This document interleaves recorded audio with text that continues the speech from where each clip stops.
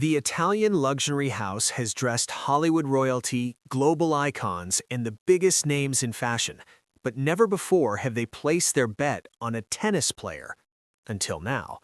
Gucci just signed Eala to a staggering $160 million deal, making the 20-year-old Filipina the highest-paid female athlete in endorsement history.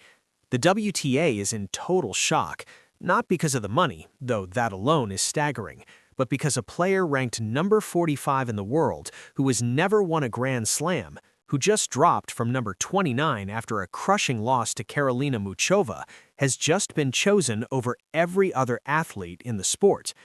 The Italian fashion giant saw what the rankings couldn't measure, the Eala Effect, the 115 million Filipinos who follow her every move, the diaspora that turns tournaments into celebrations, the power of a movement that transcends tennis.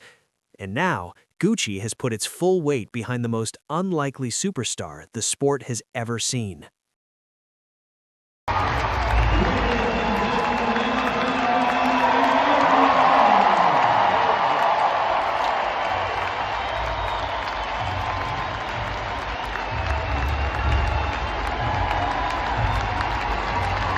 The conference call was scheduled for 9 a.m. Milan time. Gucci executives had been circling Eala for months, watching her meteoric rise, analyzing the data, tracking the phenomenon that had come to be known as the Eala Effect. They had seen the numbers from Dubai, ticket sales jumping 48% when she was in the draw. They had watched the Miami Open ticket system crash under the weight of Filipino fans desperate to see her play. They had reviewed the merchandise reports showing her jersey outselling every other player in the field combined. But it wasn't just the numbers that convinced them, it was what the numbers represented, a diaspora finding its voice, a nation of 115 million people finally seeing themselves reflected on the world's biggest stages, a young woman who carried the hopes of millions with grace and humility. The $160 million deal is unprecedented in tennis history. For context, Serena Williams' lifetime deal with Nike was valued at $55 million over 5 years. Maria Sharapova's 8-year deal with Nike was $70 million. Naomi Osaka's partnership with Nike was estimated at $60 million over 5 years. Eala, at 20 years old, has just signed a contract worth more than all of them combined. The structure of the deal is as innovative as its scale. Gucci will become the official fashion partner of the Eala Foundation, funding community initiatives and youth programs across the Philippines. Eala will become the face of the brand's expansion into Southeast Asia, a market of 600 million people that has suddenly discovered a taste for luxury fashion. And signature collections featuring the sampaguita, the national flower of the Philippines, will roll out across Asia starting in the coming months. For Gucci, the decision was rooted in cold, hard data. The Eala Effect had been tracked and measured for months.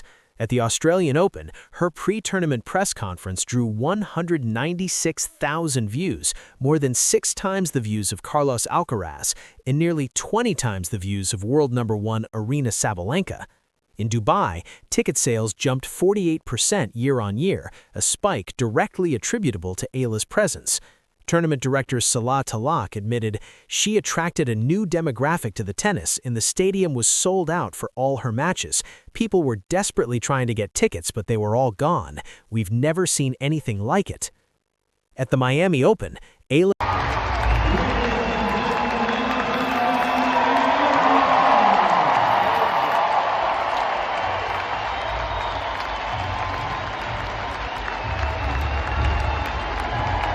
The Eala Effect has been a topic of intense discussion in tennis circles for months, but the Gucci deal has pushed the phenomenon into uncharted territory.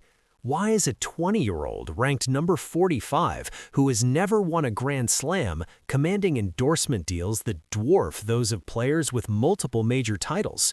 The answer lies in the nature of modern fandom. The WTA ranking system measures wins and losses, consistency and results. It is a meritocratic system designed to reward performance, but it does not measure connection. It does not measure the size or passion of a player's fan base. it does not measure the economic impact of a player's presence at a tournament. Eala has never won a Grand Slam. She has never cracked the top 20. Her record against Czech players stands at 0-12 after her loss to Karolina Muchova at the Miami Open. But her fans do not care about these statistics. They care about her. They care about what she represents. A nation finding its voice through sport, a diaspora scattered across the globe finally seeing themselves reflected on the world's biggest stages. The Philippines has over 115 million people. The diaspora adds millions more. Nurses in Dubai, engineers in California, caregivers in Canada. For decades, this massive global community had no tennis player to call their own. Now they have Eala. When players come from countries like the Philippines, the stadium feels like a Davis Cup venue, one veteran referee observed earlier in the year. People are cheering for their country, not just for one player. For brands like Gucci, that connection is worth more than any number of Grand Slam titles.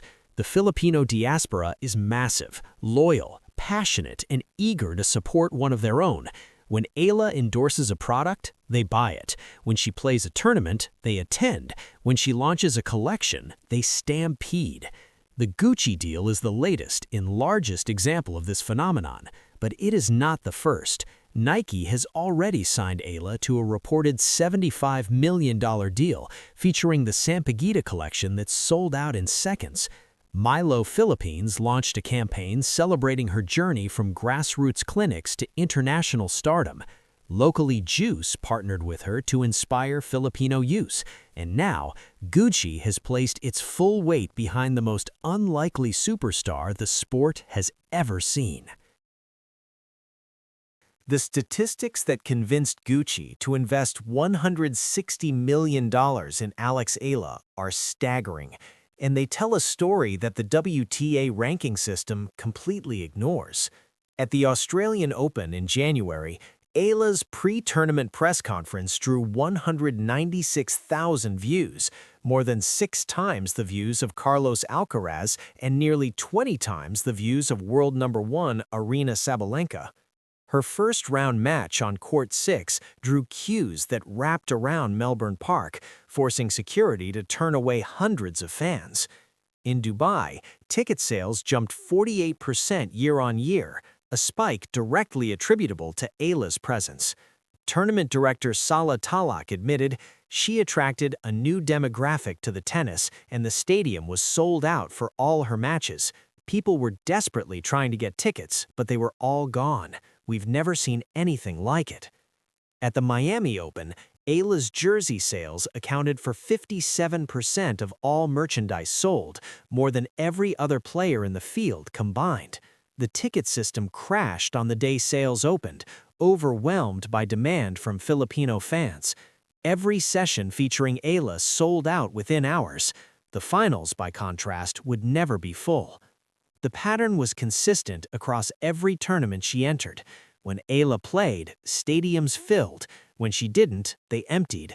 The Eala effect was real, it was measurable, and it was terrifying to an organization that had no idea how to handle it. On the Nothing Major podcast, former pros Sam Querrey, John Isner, and Steve Johnson debated the phenomenon. Johnson was unequivocal.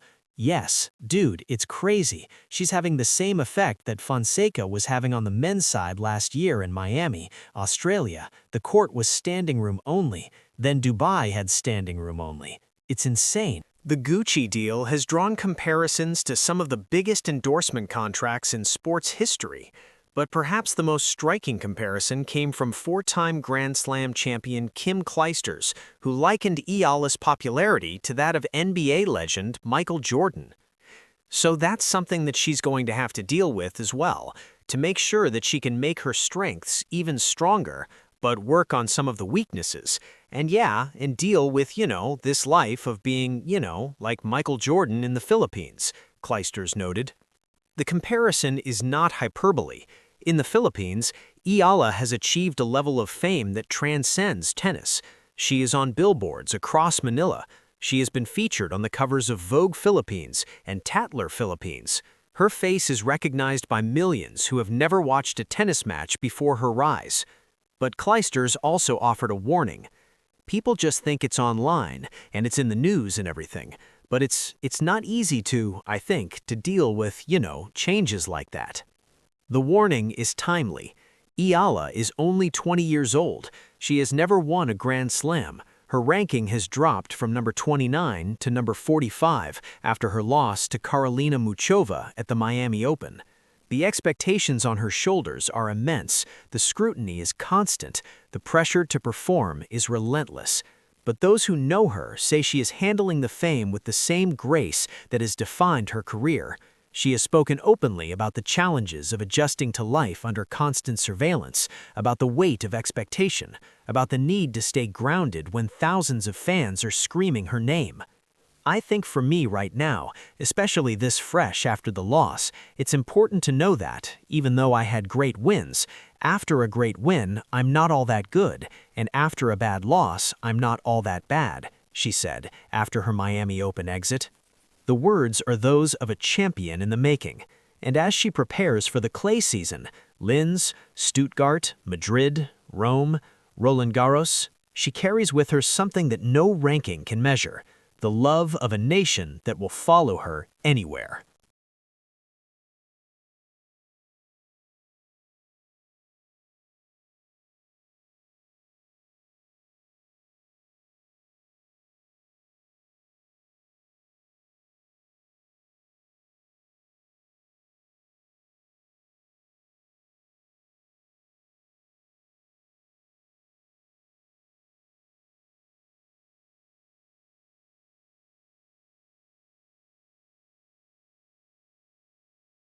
The Gucci deal is not just a personal milestone for Alex Eala.